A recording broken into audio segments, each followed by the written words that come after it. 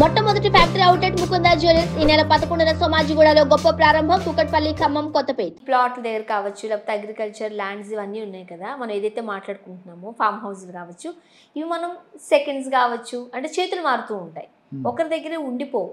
మరి అలా చేతులు మారుతూ ఉన్నప్పుడు తీసుకోవాల్సిన జాగ్రత్తలు ఏంటి? మీరు లింక్ డాక్యుమెంట్స్ అంటారు, ఇంకా ఎట్లా మనం తెలుసుకోవాలి? సేమ్ ప్రాసెస్ అనేది పెద్దగా ఏమి తేడా ఉండదమ్మా. కొన్నాటికి కొన్ని రాయితీలు ఉంటాయి, లేదా కొన్ని కట్టడాలు ఉంటాయి. ఇప్పుడు అది తప్ప జనరల్ డాక్యుమెంటేషన్లో బేసికలీ ఇప్పుడు అగ్రికల్చర్ ల్యాండ్ కొనుక్కుంటే 80% of the lands in Hyderabad are litigated. మన చెన్నైలో 100% ప్యూరిటీ ఉంటుంది, క్లారిటీ. మనం చూసుకోవాల్సిందల్లా ఆ సెట్ ఆఫ్ డాక్యుమెంట్ మనం చెప్పినవి కంపల్సరీ సర్వే నెంబర్స్ చూసుకోవాలి. అని పట్టాదారు పాస్బుక్ ఉందా లేదో చూసుకోవాలి. ఏమైనా అప్పులు ఉన్నాయా లేదో చూసుకోవాలి. ఏమైనా ఇప్పుడు హ్యాండ్ లోన్స్ ఉన్నాయా లేదో చూసుకోవాలి. తర్వాత ఏ రీజియన్లో ఏ జోన్లో పడుతుందో చూసుకోవాలి. ఇంతవరకు ఎన్ని ట్రాన్సాక్షన్ అయినాయి, ఆ ట్రాన్సాక్షన్ అన్నీ క్లియర్గా ఉన్నాయా. ఒక్కోసారి మార్కెట్లో చూస్తాం, ఒకే ప్లాట్ని ఒకే ల్యాండ్ని ముగ్గురు నలుగురికి అమ్ముతున్నారు. ఇప్పుడు బాగా తగ్గింది, ఒకప్పుడు బాగా ఉండేది. ఎందుకంటే ఇవన్నీ ప్లస్ కంపల్సరీ మీరు లీగల్ ఒపీనియన్ అయితే ల్యాండ్ మీద తీసుకోవాలి. అటు ఎందులో ఎనీ డౌట్ లేదు. ఒక లీగల్ లాయర్ని అప్రోచ్ అవ్వండి, అడుగు 10,000 5,000 ఇస్తే దే విల్ స్కూటినీ వాళ్ళు చేసే. అంటే లింక్ డాక్యుమెంట్ అంటే మొదట ఆ ప్రాపర్టీ 1960 1970లో ఒరిజినేట్ అయి ఉంటుంది. ఈరోజు గత 50-60 సంవత్సరాలు ఎన్నో చేతులు మారింది. ఆ చేతులు మారినప్పుడు మధ్యలో ఒక్కోసారి సడన్గా ఎక్స్పైర్ అవ్వచ్చు పర్సన్. ఆ కనెక్టివిటీ ఉండదు. లింక్ అంటే ఏంటి? ముత్తాత ఉన్నాడు, తాత ఉన్నాడు, నాన్న ఉన్నాడు, మీరున్నారు, మీ కొడుకులు ఉన్నారు. అంటే వీళ్ళందరికీ ఒకదాని ఒకటి పాస్ అవుట్ ఉంది. లీగలైజ్ అంటే కాదు కదా, డాక్యుమెంటేషన్ ఉండాలి. సడన్గా హాస్పిటల్లో ఎక్స్పైర్ అయిపోయారు అనుకోకుండా, అప్పుడు గ్యాప్ ఉంటుంది. ఆ గ్యాప్ని మనం రెక్టిఫై చేసుకోవాలి. మ్యుటేషన్ చేసుకొని లింక్ కనెక్ట్ చేయాలి. ఇంగ్లీష్లో ఒక ప్రావర్బ్ ఉంది, 1 weak link in a chain collapses the whole vehicle or whole machine. 1 weak link in a chain collapses the whole vehicle or whole machine. అంతే కదా. అంటే ఒకటి వీక్ ఉన్నా మనకి ఇబ్బందికరమైన పరిస్థితులే. సో మీరు డెస్పరేట్ అవ్వడానికి, డిప్రెషన్లోకి వెళ్ళడానికి ఒక్క రీజన్ చాలు. అందుకని ఫస్ట్ అడ్వైజ్ నేను ఎవ్రీ టైం చెప్తాను, ఏదో బిజినెస్ కోసం అనుకుంటారు మీరు, ఏజెంట్కి ఇచ్చేది 1% 2%, 98% మీది. ఆ 1-2% సేవ్ చేయడానికి ట్రై చేయకండి. అండ్ గో విత్ చాలామంది రియల్టర్స్ మోసం చేసి ఉన్నారు. So you appoint a right person.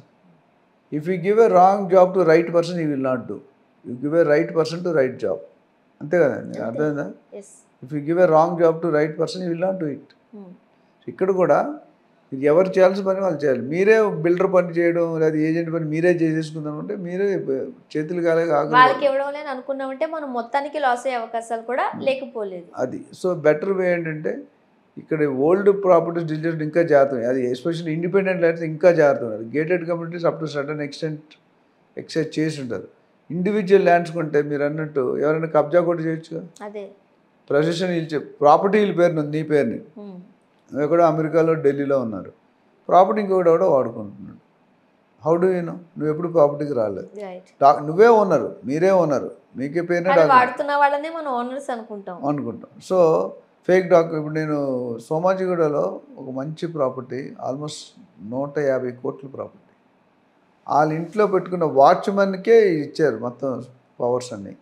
ఆయన ఫోర్జరీ డాక్యుమెంట్ క్రియేట్ చేసుకొని అక్కడ జెండా ఎత్తేసాడు. ఇప్పుడు ఆయన సెటిల్ చేసి ఆయన మళ్ళీ రాకపోవడానికి ఒక 10 కోట్లు ఎంతో ఖర్చు పెట్టారు. ఇవన్నీ అవసరం మనం. సో ఎవరిని నమ్మడానికి లేదండి. You have to take your own risk. So అదే గేటెడ్ కమ్యూనిటీలో కొనుక్కుంటే కొద్ది రిస్క్ అనేది 90% మినిమైజ్ అయిపోతుంది, 5-10% మాత్రం ఉంటుంది. సో ఎస్పెషల్లీ అగ్రికల్చర్ ల్యాండ్ డీలర్లో ఒక్కోసారి రోడ్ యాక్సెస్ ఉండదు, ఒక్కోసారి అన్నదమ్ములు వదులుకొని మాట మరి నీది అట్లా ఉండదు. మ్యాక్సిమం అగ్రికల్చర్ ల్యాండ్కి అప్రోచ్ రేట్ లేక వాల్యూలు పడిపోతాయి. అది చూసుకోవాలి. ఆ గ్రామ జీపీలు ఎవరైతే గ్రామ పంచాయతీలో ఆ కన్సర్న్ తహసీల్దారో ప్రెసిడెంటో ఎవరో ఒకరు ఉంటారు, వాళ్ళని ఆర్డీఓ వీడియో వీళ్ళు కలవాలి. సిటీలో ప్రాపర్టీ అయితే మన రేరాలో చెక్ చేసుకోవాలి, ధర్నీలో చెక్ చేసుకోవాలి. అంటే ఇవన్నీ కూడా మాట్లాడుకుంటూ పోవడం, నువ్వు ఇచ్చిన 5 నిమిషాలు చాలదు నాకు. సో జిందా తెలిసిన నన్ను చాలామంది ద్రోణాచార్య అని, భీష్మపిత అని, జిందా తెలిసిన ఎవరికి ఇష్టం వాళ్ళు పిలుచుకుంటారు, పేరు నాది మార్చి పిలుస్తారు. ఎందుకంటే జిందా తెలిసిన అంటే ఏంటి? You have any idea? సర్వరోగ నివారణి, దట్స్ మెడిసిన్. అంటే ఏ జబ్బు వచ్చినా, ఏ డిసీజ్ వచ్చినా ఫస్ట్ ఇది వేస్తే తగ్గిపోయింది. సో రియల్ ఎస్టేట్ నేను అలాంటి వాడిని అవుదామని ప్లాన్తో చేస్తాను. ఇంకా trying to earn 30 more. years of industry అందుకే కదా మీరు. So best way to participate is go through a professional agent, select a good agent. మీరు 10 ప్రాపర్టీలు చేస్తే మీకు అక్కర్లేదు. ఫస్ట్ టైం సెకండ్ టైం కొంటే మీకు అంత అవగాహన రాదు. It is bigger field than any medical field or software field. Real estate తవ్వుతున్న కొలిది గన్లు వచ్చినట్టు సబ్జెక్ట్ వస్తూనే ఉంటుంది. అందుకే